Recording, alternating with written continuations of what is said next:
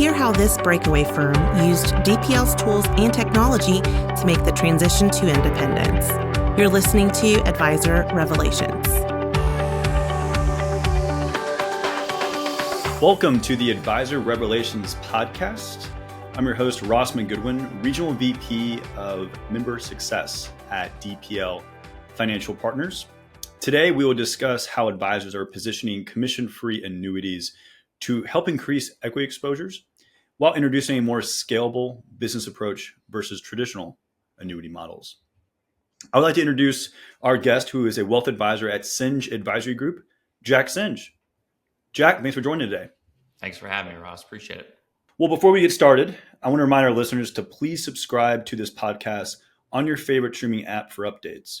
If anything we talk about today interests you, be sure to connect with a DPL consultant on our website, dplfp.com. All right, Jack, so that our listeners have a better understanding of who you are and what type of firm you're with, I think they can probably deduct that you may have a very close connection to the firm with that last name, a bit of a giveaway there. But yeah, tell us about yourself, Csenge Advisory Group, and how long you've partnered with DPL so far. Great SEO having a difficult name in the name of the business. But again, Jack Csenge, I'm a wealth advisor with Csenge Advisory Group. Our firm actually just celebrated a 25-year anniversary just a couple of months back. We have three distinct businesses. We have our wealth management division that I head up here out of Clearwater, Florida. That's traditional family wealth planning as well as business wealth planning. So that might be more corporate retirement, executive benefit planning, stuff like that. We have our asset management business, which is more third-party distribution of our investment strategies. And then our advisor network that I know we want to talk about today, which is where we partner with independent advisors around the country to kind of help them grow and build their own practice. I've been in the firm, or in the industry rather, since 2009. I kind of came right out of college at a great time and joined a corporate entity, realized pretty early on I wanted to kind of do stuff my own way. So I'd left and joined the family business in 2015 and been working with clients ever since. We joined DPL kind of mid-COVID. I think it was like 2021, 2022. We were having discussions and we really went proactive with DPL at the beginning of 2023. So Jack, it's also kind of funny how we got started, or maybe it wasn't funny at first, but you all had a client relationship where they had 16 different annuities. Isn't that right? So I think it was closer to 31 in total, but we worked on 16. So one of our longstanding clients asked us to help her mother through settling her father's estate. And so, of course, we figured we see this all the time. We'll just set up a meeting and go through with them. And they showed up at our Tampa office with literally about 3 feet of paperwork to do beneficiary claims for the husband. And so it probably took us 5 hours to get through all the forms, make sure they were done, whatever needed to be notarized, get that done. And as soon as the meeting was done, I asked the mother, I said, I'm just curious, what does your portfolio look like? And she's like, I had the exact same thing. And so going through this whole process, the advisors that sold all the original annuities never followed up to help with the estate settlement. He kind of cut and run at that point. And so here we had, very longstanding client that now has her mom that wants to work with us. And the portfolio is comprised of 16 different annuities from, all different carriers under the sun, products I've never heard of, carriers I've never heard of. So this is kind of how we reached out to DPL. Is we said, let's try to do this a different way. Typically we'd contact every one of the carriers, go get appointed, try to become the advisor of record. A lot of times we get rejected because we weren't the selling agent for it. And we said, hey, this is a great client we have. This is our mom. Let's take care of her mom, just like any other client that works with us. And so we brought all this to DPL, and you guys did all the heavy lifting. You did a lot of the paperwork to get this organized, to kind of, yep. Shout to Jeff for all the work on that. And then what we tried to work on was over the subsequent years. So this client was our first client with DPL. And my kind of request to DPL was, we need to consolidate this into something more effective. Client can't keep up with this. Her accountant can't keep up with this. We just went through her husband passing away and the kids had a whole nightmare dealing with this. So we need to work to simplicity. So I'm happy to say today, she's down to a single annuity and a single investment account. We didn't have any meaningful surrender charges to get out. Luckily, this happened probably 2022. And so we had a very favorable rate environment. So there was a lot of opportunities to get out of this legacy commissionable annuities with some of the worst participation rates I've seen and convert that into stuff that did very, very well as we went into kind of the volatile market in 2022 and 2023. So it was a huge win for us. We kind of threw the kitchen sink at DPL for the very first onboarding we had. It wasn't like, hey, here's cash. What do we do with it? This was more of, hey, we have a lot of unique products that probably aren't sold, that are very old. Some of them have commission or surrenders rather that were 10, 12, 15%. And we slowly worked out of them over a couple of years. So it was a great outcome for the client. The client's a big advocate now for the firm, which was helpful. Her estate plan now to her kids is seamless. There's only 2 assets we had to deal with. Everything's wrapped up around her trust. So we took a very complex estate, made it very, very simple, which has been a delighter for the family. And ever since going through that, we now have the rest of the kids are coming on board as clients because they saw, hey, here's what mom and dad's advisor did. Now here's what one of the daughters, her advisor's been doing. And so it's kind of expanded our wallet share with the whole household pretty dramatically. That's huge. And we love hearing those success stories because sometimes you just get focused on the one annuity contract or having a better solution versus where they are today. But there's a bigger impact not only to that client, but then maybe the entire family, and being able to win them as clients is awesome. And just goes into how you all took a holistic approach and try to lead with simplicity. We're obviously aligned on that, and ultimately led to a better outcome. You know how hard it would be to get 16 annuities to feed into our performance reporting system to track them? Yeah, like that alone would be too hard. Right. So no, that's great, and I'm glad we're able to deliver on the front end there and just make life easier for everyone involved. I'm sure you're happy too that it's not 16 annuities anymore. Well, it's manageable. I literally have no idea how the prior advisor was able to manage or monitor. And if that's one client, then that means there's probably dozens of clients with the same mix. And it's not sustainable for them. It's not sustainable for us, and it's not sustainable for the client. So we had to come up with a simple solution, and we got it achieved. So big success. Awesome. Yeah, that's great. So y'all definitely have was not necessarily a unique approach. You're clearly holistic. You have different ways that you're providing value to clients, but also to advisors. So with your all's network, you have a lot of advisors you're looking to support, and having a scalable and repeatable approach certainly is really important. Versus how you all looked at annuities in the past, how has DPL changed that scalable possibility a bit with what's possible in the last few years? Well, having an advisor network, we don't really have one size, fits all for our advisors. We have groups that specialize in very complex estate planning. We have other people in the group that are very diligent, maybe on the portfolio management, the investment side of their business. And then others that just want to do, fee for service financial plans. So part of where we stand in is to help them build out the rest of their practice. What are their solutions and services? Can we help them bring into their practice to either grow revenue, maybe expand their client base? And there's a big hesitation. There's a large group of advisors that are in our practice, and even industry friends that I know and still kind of coordinate with, that they're hesitant to move into the space, mostly for the fact that the economics favor compensation over the outcome for the client. And so where we looked for DPL was, we actually started with myself looking for a client case I ran into, but advisors had been asking for a long time to have an equal opportunity of outcome for how they're compensated, but their client as well. And so can we provide a better solution that's maybe more cost effective, that brings maybe some of the red tape from the advisor standpoint and kind of pushes that a little bit out of our wheelhouse? And so DPL came in as a perfect solution of, hey, we can now expand a suite of insurance products, whether it's life insurance, annuities, disability, and some other stuff you guys are working on, that we're trying to give our advisors access to that typically would shy away from, maybe due to compensation or just red tape. Yeah, and it's amazing what happens once you see the restructuring that's happened, that now there's a bit of a different approach. It's really about what's best for the client given their circumstances. And many times the answer may not be annuities and insurance, but now that the compensation can be aligned, it definitely completely puts that on its head a bit. And now you can really look at everything on the same side of the table. And you mentioned the red tape. One thing with the DPL model is that we're doing a lot of heavy lifting for you and trying to save a lot of time.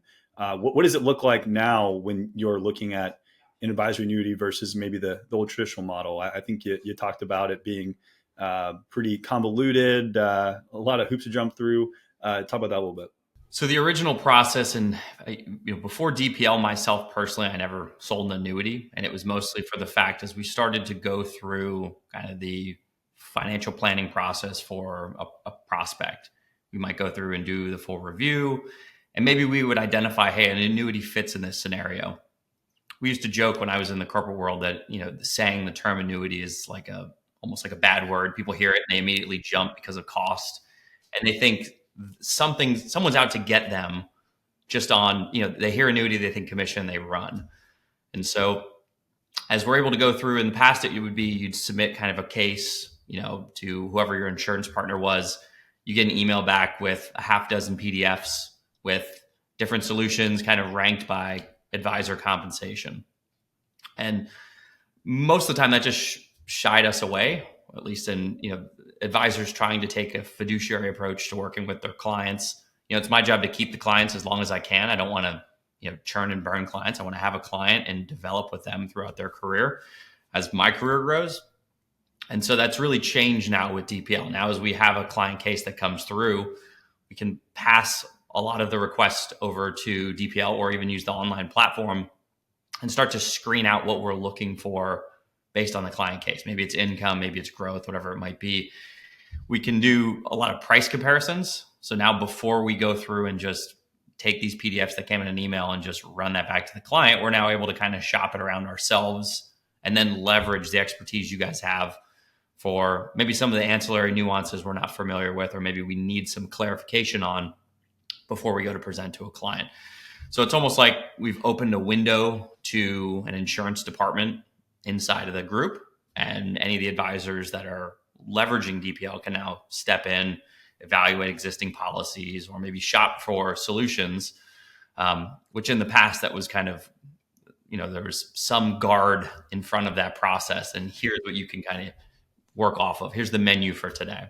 Yeah, and I think that process that you're talking about, the fact that you do have a network and you have a lot of different people that are part, the whole family, the extended family there that you've built through the advisor base, being able to take that process and then, all right, we're going to repeat this for someone else, and what to expect, I think is super important. And, really shouldn't feel like you're reinventing the wheel every time that one of these situations come up, because it is leading with technology, and it is going to be tech forward in terms of how it needs to be implemented. And that makes us happy because it wasn't really like that. Even just 5-10 years ago, it was still light years behind. So really excited to see how that's being able to grow and make it so that you can log in today, Jack, and you can see what your network's up to, right? You can go in and see if some of your colleagues are active or are not active to this point, and maybe point out, hey, this person is interested maybe in growing that fiduciary model or growing fee-only revenue. And that's been another key part of the growth as well. Well, and it's nice to have in this area in particular, I've always said the insurance world was very stuck in 1985 with just process, procedure. It was just very, very dated. And so having a partner now that's constantly reinvesting in technology not only makes the discovery process easier, it makes the client onboarding process easier. It makes us tucking another advisor in and opening the pipeline for them easier as well. So it's nice to not only have, okay, now we have this solution that's going to remove, a lot of the burden of commission. You guys are doing a lot of the compliance work on the back end, where we're focused more on kind of tailoring the product to meet the financial plan and then helping on the investment side. But that technology reinvestment into this industry that's kind of been missing for decades is making the process and the sales pipeline for us much faster. Yeah, that's great to hear. And that's absolutely what we're trying to accomplish as we continue to grow, and be more updates to come, hopefully, that make it feel even more like a one-stop shop when you go to our website and utilize the DPL portal. I'd like to quickly just shift gears a little bit. We were talking a little over a month ago, and part of the reason why we wanted to have you on the podcast was to talk about some of the impacts that you've seen to your financial planning conversations. And I think this is really important because, our listeners, they like, to hear about what's new at DPL, but I think hearing from advisors and what's been impactful is one of the absolute best takeaways that we can ever have. So you have utilized our platform and looked at situations where we've introduced the idea of increasing guaranteed income in the plan, and maybe many times increasing lifetime income where it actually steps up every year, linked to performance, which is really neat. But the takeaway I thought was really interesting is how you were able to increase your equity exposure elsewhere in the plan. I think some advisors have heard of that concept, but maybe haven't truly thought about what does that mean on a quarterly basis, perhaps when you're actually meeting with the client, having the conversation about risk and growth projection. Tell us about that experience and kind of that light bulb moment there. Yeah, and this actually kind of started with an actual case of ours. We do a lot of fee-for-service financial planning work, more on the consulting side. And every once in a while, we'll have another advisor we're kind of working alongside of. Maybe they have the majority of the wealth management business or something like that. A client came to us with an annuity and just said, hey, I like the concept of this. It has a rising income option to it.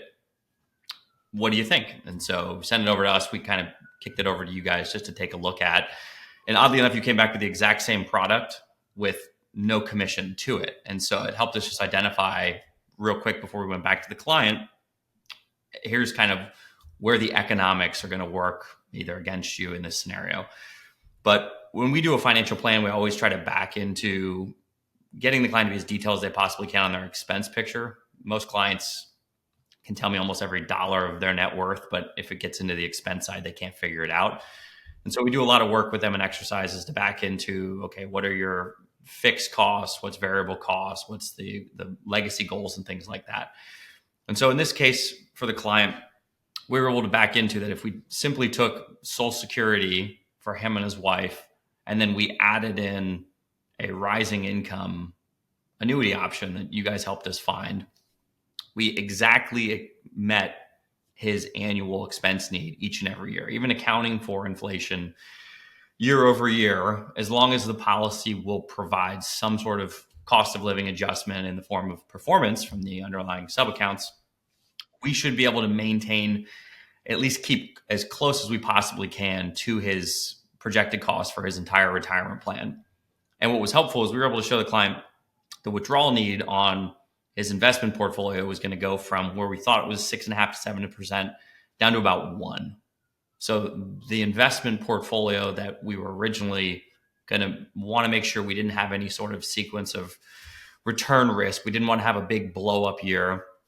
We just had 2022, 2023 where the market was a little volatile. A lot of clients take kind of that gut check and say, I don't really want to go through that again. And so how we position it for the client was use the annuity to kind of cover the distributions. And if our withdrawal rate is so low, we don't need to worry that much about diversification. I mean, clients are very interesting. They all want to have all the upside of the market with none of the risk of the market. Take all the good with none of the bad. But, as we start to bring the annuity into the equation and we say, hey, look, if we take Social Security and the income rider, we basically have everything covered. Now the withdrawal rate on the rest of the pie is much, much lower. So we don't need to have this portfolio that's focused on downside protection. We can focus more on the upside. And so we're almost leveraging this as the bond allocation and saying, hey, we know we need this to spit off X amount of dollars every year. I don't need corporate bonds or I don't need municipal bonds doing the same thing. Let the annuity run all of the income we need and let's suck as much income out of it as we possibly can. And then let's focus on long-term appreciation with the rest of the portfolio. And it's almost becoming like a barbell approach. Most people I mean, any advisor knows they're going to run up against the S&P 500 benchmark for clients. So let their equity component chase it. Or if they want to outperform it, find another index that's close and, tailor the portfolio that way. But carving out this piece that's purely almost like we're going to deplete as much capital out of this as we possibly can, it allows them to kind of separate out their focus for the different investments. And so that's been really beneficial. A lot of clients are gravitating towards that. Rates are higher than they were, just a couple of years ago. So now they see kind of the return on the benefit of that income rider. But it's also allowed them to put a big wall up between what we're doing with the rest of the portfolio and now this income only source. Yeah, it's great. Yeah, and it sounds counterintuitive, but the annuity is going to draw down to $0 balance, and you said in just maybe a quicker time frame. It could be like 15 to 17 years, but ultimately it's going to provide income through those mortality credits, so it's always coming in, and then the long term actually helps the portfolio maybe have a greater value, even though that asset was depleted so quickly. So that's where it's so key to have those conversations. What are you trying to protect against? How long are we expecting to live? And if it's into the late 80s, early 90s, late 90s, you can see that benefit pay off with the terminal value in the plan actually go up because the annuities solving that cash flow. And then you did the exact right thing. Let's take a look at the rest of your portfolio, maybe be more aggressive. And didn't you say that they also had some comments of, wait, we're actually projecting higher returns now? That's because we don't have to have a balanced approach. We're more of a pure growth oriented approach now. Yeah, it's almost like you're trying to redesign. If we take their whole balance sheet and we chop it up by what the assets are doing, maybe there's property they're never going to sell. It's going to sit there. It's just going to go to the kids. Okay, we can earmark that off to the side. The annuity fits into the bucket now to be kind of the workhorse on income. And that's just going to pay as much cash as we possibly can. If it burns to zero, the rider's going to continue to pay. The client understands that we're going to deplete capital in this bucket, but we're not going to deplete income in the bucket.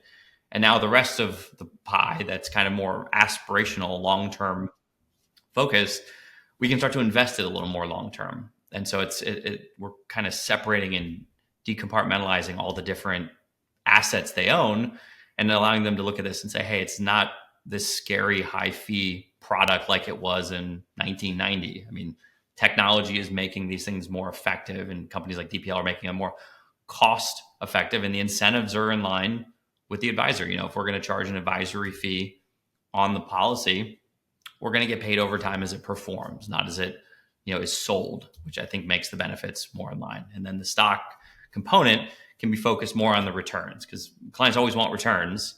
They just need to realize that this bucket's going to be a little separate from their income bucket. Yeah, and it is a shift, right? An approach in terms of, hey, I'm selling this product versus we're using this for a specific need in the portfolio. And on a year-to-year basis, you're still going to meet with the client and try to maximize that accumulation value. For one, you're charging an AUM fee off the account balance now for as long as it remains. But two, the better you perform, the more rising income you're going to get. So all of that is completely aligned now with the client, which is why this is continuing just to grow and expand as a need in the advisory world. So that's great.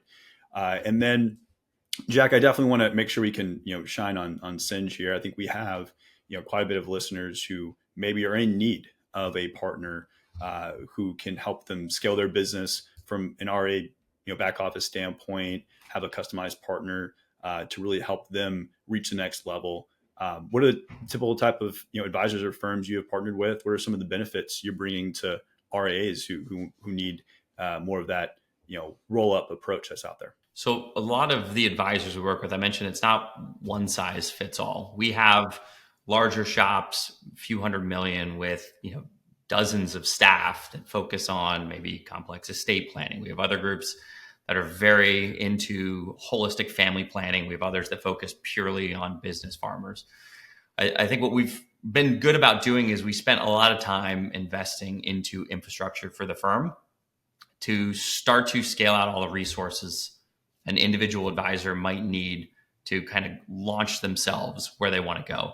I see all too often, coming from kind of a corporate finance, not going through the employer itself, but, in my past life, there was so many advisors that would sit there and they'd be too scared to make the jump because they were either A, worried about I'm going to go from this nice, comfortable salaried position, and now I'm kind of working to kind of grow a business from scratch. And I think what we're trying to build is a platform that's easy enough for somebody to tuck in and start to see their runway to kind of be their own independent firm, their own practice.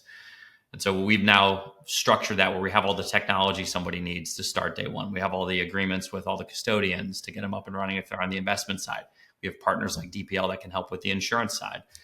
And so we're trying to provide as many services that our existing firms are looking for that, another firm that's been with us for 10 years might not have even known they could incorporate that into their practice. So typically we're looking for, the either solo shop or the few advisor shop that's looking for their next scale. They're looking for help with marketing. They're looking for help with succession. We're trying to be that partner that they can tuck into easily. They don't have to change their branding. They can kind of run their own firm, their marketing, the way they want to run, but leverage us as that almost white labeled back office that helps them with these other areas they might need. Yeah, that's awesome. I think there's a big demand for that. I think a lot of listeners will resonate with what you all are providing. So that's great. And then you mentioned, afraid to make that leap or that next step.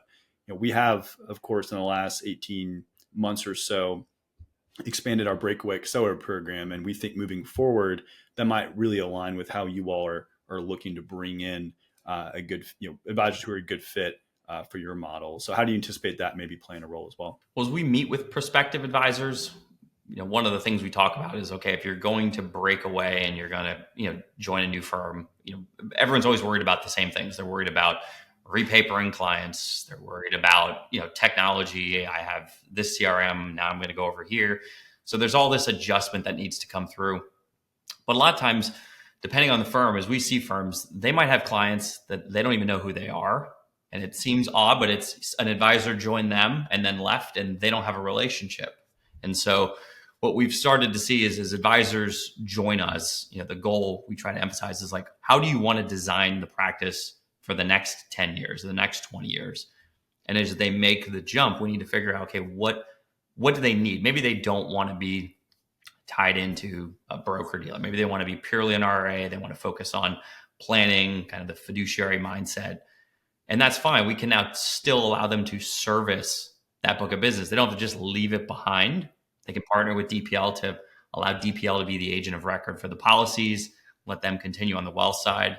I mean, even from my own experience, we've used the platform for legacy annuities, even clients coming on board that maybe we can't get out of the product yet for either the riders are fine, the policy's working well, or they're so deep in surrender, we can't do anything with it. You guys take over the policy. It feeds into our performance reporting system. It feeds into our plans. We can still operate like we're the advisor of record without being the advisor of record, which, comes with all the compliance requirements. Sometimes you have to go get appointed with a carrier that doesn't even know who you are.